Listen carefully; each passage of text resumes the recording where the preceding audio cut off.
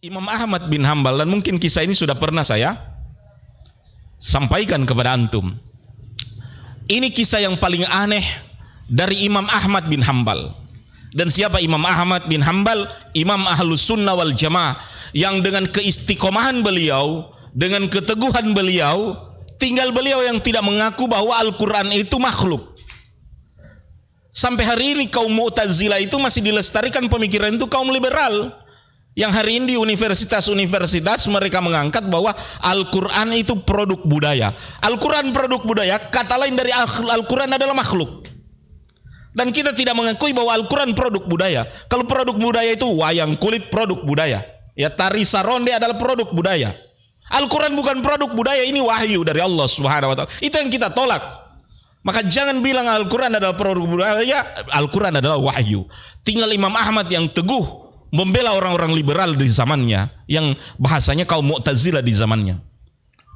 Ada kisah yang ajib dari Imam Ahmad, Imam Ahlus Sunnah wal Jamaah yang begitu istiqamah. Suatu hari beliau kalau kita orang, artinya mungkin tidak tepat juga kalau saya bilang bete. Sobosan cuma ada di sini terus. Ya, kadang-kala kita orang ini kalau cukup makan, cukup minum, cukup kendaraan, ada yang tidak cukup, apa? Jalan-jalan. Ya, lihat Jo, hampir semua tempat rekreasi jaga penuh di hari-hari libur. Itu hajat hidup manusia sebenarnya juga itu berlibur dan seterusnya. Imam Ahmad bin Hambal suatu saat ingin keluar dari tempat itu. Entah perasaan apa yang menghinggapi beliau. Al-muhim dia bilang mau keluar dulu, berkeliling. Dan ini jamaah sekalian dirahmati Allah, berwisata ini bukan haram, hukumnya mubah. Yang penting niatnya ya baik. Apa? Misalnya mau melihat ciptaan Allah Subhanahu wa taala, melihat keadaan kaum muslimin, ya kan, mensyukuri ya nikmat dari Allah Subhanahu wa taala atas kesehatan, atas alam yang indah dan seterusnya. Ini niatnya. Tidak boleh tapi kalau ada juga orang, Ustadz mau cuci mata orang. Katanya Ustadz mubah. Berapa? Kita orang cuma ada cuci mata. Ya Allah, tidak boleh begitu ikhwan. Artinya safar maksiat itu sampai-sampai kalau memang jaraknya safar, kalau cuma niat mau cuci mata, tidak dibolehkan agama kita mengqadha dan mengkasar sholat. Sebab solat untuk dikasar, solat untuk dijama hanya khusus untuk safar taat. Kalau orang safar untuk maksiat, tidak boleh dia menjama ataupun mengkasar solat tersebut. Kita kembali kepada Imam Ahmad. Beliau ingin keluar, maka dia diputuskan hari itu beliau keluar jalan atau mungkin dengan kendaraan hingga datang malam hari. Dalam perjalanannya ya, dan seperti kita sampai di tempat yang asing, tidak ada teman yang kita tahu, tidak ada. Jamaah sekalian, itu namanya gurbah, itu namanya terasing. Dan memang dalam keterasingan itu kita diuji iman. Makanya khalwat kepada Allah, berkhalwat kepada Allah Subhanahu wa taala, tidak selamanya khalwat bersepi-sepian itu dalam keadaan sepi. Mau pi masuk di dalam goa, mau pi di atas gunung, menyendiri. Khalwat dengan Allah Ta'ala kadangkala di tengah banyak orang. Tapi berkhalwat dengan Allah ujian bagi kita, apa kita ingat Allah atau tidak. Terutama datang di tempat-tempat, biasanya orang-orang itu malu melakukan maksiat karena dia bilang, banyak ikhwat di pinggir. Ya, ketemu akhwat menunduk. Kalau bukan akhwat tidak menunduk. Ya, begitu juga yang akhwat. Kalau lihat ikhwan, ada ikhwan itu pasang muka merunduk dan seterusnya. Kalau bukan ikhwat ya biasa-biasa aja dan seterusnya. Ini ujian khalwat. Ya, ujian khalwat dalam keadaan tidak ada orang yang kenal dengan kita, apa kita tetap taat kepada Allah Subhanahu wa taala atau tidak? Ya, contoh kita adalah Nabi Musa alaihissalam. Jauh dari keluarganya, tetap dia tahu mana batas-batas hukumnya. Ya, artinya dua wanita ini bukan mahramnya. Dia tahu juga tidak ikhtilat dengan mereka. Nabi Yusuf alaihissalam dalam keadaan terpenjara, dalam keadaan budak, jauh dari keluarga, diajak berbuat zina. Ya, tidak ada orang yang tahu, tapi dia tahu ini khalwat dengan Allah. Artinya biar DP papa nianda lia, DP saudara-saudara tidak lia, keluarganya tidak lia, tapi yang namanya maksiat kepada Allah Ta'ala dimanapun dan kapanpun harus dijauhi. Nah, Dalam keadaan khalwat seperti itu ujian iman. Mungkin kita orang kalau di Jack Kopi ini kan kita orang insya Allah ini salah satu kafe yang kuat iman insya Allah. Iya kan? Karena ada DP ceramah, ada DP pesan-pesan takwa dan seterusnya. Nah, Imam Ahmad bin Hambal datang ke Malaman, terpaksa beliau cari tempat menginap. Tapi tidak ada hotel, tidak ada penginapan.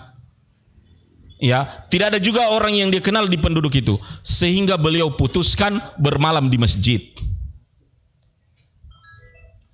Begitu dia di masjid, sholat isya, selesai isya, marbot masjid, mau tutup pintu. Dia lihat ada Imam Ahmad di dalam, dia bilang, jangan tidur di dalam masjid. Ini bukan tempat tidur. Saya musafir, biar musafir. Ini bukan tempat tidur, ini tempat beribadah. Beliau tidak bisa mengatakan saya Imam Ahmad. Ini sikap waranya. Artinya para ulama itu pantang menjual agama untuk menawar dunia. Makanya sampai-sampai beliau sendiri, kalau saya membaca manaqibnya, Imam Ahmad itu juga beliau segan pergi ke pasar, karena di pasar kadang-kala orang mau kasih gratis, tidak mau tawar, orang semua kasih harga yang rendah, gara-gara Imam Ahmad yang membelinya. Sehingga Imam Ahmad tidak mau perlakuan seperti itu. Dia bilang, jangan, karena agak kurang kaki ngoni kasih gratis karena saya ini ustad. Bisa dipahami ikhwan yang dirahmati Allah. Maka beliau tidak mengatakan bahwa saya ini Imam Ahmad, ya, orang yang paling alim di zamannya pada saat itu. Marbot masjid ini suruh dia keluar, apapun risikonya, apapun alasannya. Dia bilang saya dingin di luar. Tidak ada dingin di luar. Memang orang bilang ini marbot masjid mungkin so tuan takur setahu. Ya, so jadi DP marbot masjid. Penegak disiplin, dan memang orang disiplin itu tidak boleh bijaksana. Kebijaksanaan itu awal dari penyelewengan. Ya, jadi kalau antum memang mau jadi orang yang disiplin, kage-kage sama orang tidak suka sama antum, karena antum tidak boleh bijaksana. Bijaksana itu awal mula dari penyelewengan. Kenapa? Karena aturan harus ditolerir. Sebagai contoh, oh ini melanggar aturan berkerumun ini. Kalau di situ, oh tidak boleh ini, tebang pilih namanya itu. Itu namanya kebijakan yang mengintervensi hukum. Kalau disiplin mau ditegakkan, jangan pandang bulu. Kenapa Ustaz sampai di sini pembicaraan? Nggak cuma kasih ingat, no. Biar kekinian orang ceramah ini kata. Lagi trending di Twitter orang bilang.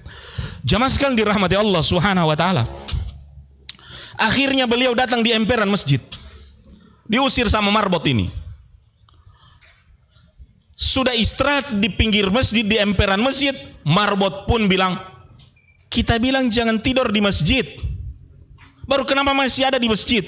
Dia bilang saya kan so di luar. Siapa yang jamin tengah malam kalau kau tidak masuk dalam masjid? Pergi dia bilang cari. Dengar marbot masjid, marah-marah orang yang ada di emperan masjid. Di depan dari masjid itu ada tukang roti.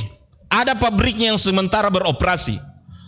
Sang tukang roti itu keluar dan lihat ada musafir, butuh istirahat, butuh tempat bernaung.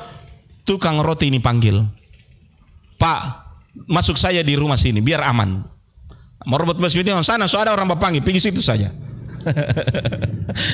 Jamaah sekali dirahmati Allah, istirahatlah Imam Ahmad bin Hambal radhiyallahu anhu di tempat itu sambil melihat para pegawai roti yang mengadon, yang membakar, yang mengemas.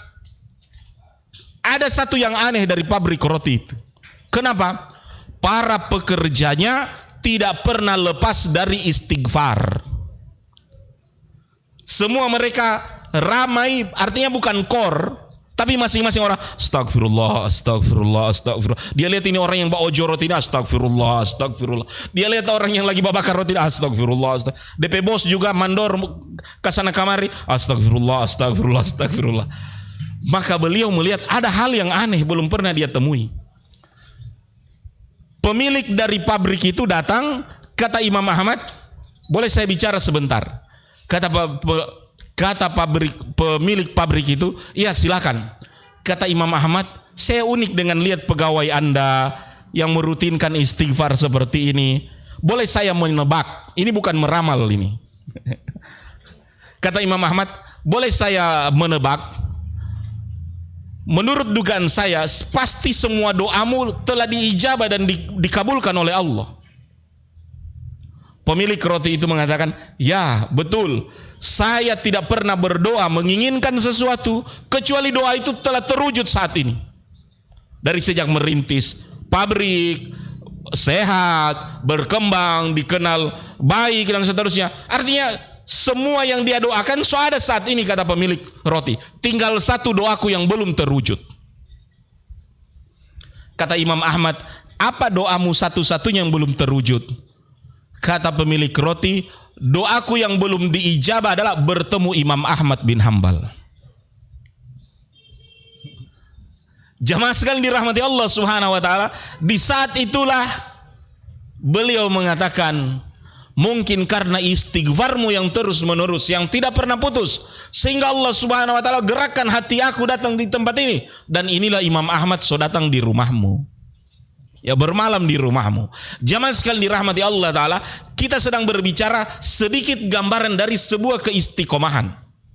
Istiqomah di dalam berzikir, istiqomah di dalam menjalankan perintah Allah Subhanahu wa taala, maupun istiqomah seorang alim, ya, di dalam menyebarkan ilmu ataupun keseriusan dia memegang agama ini.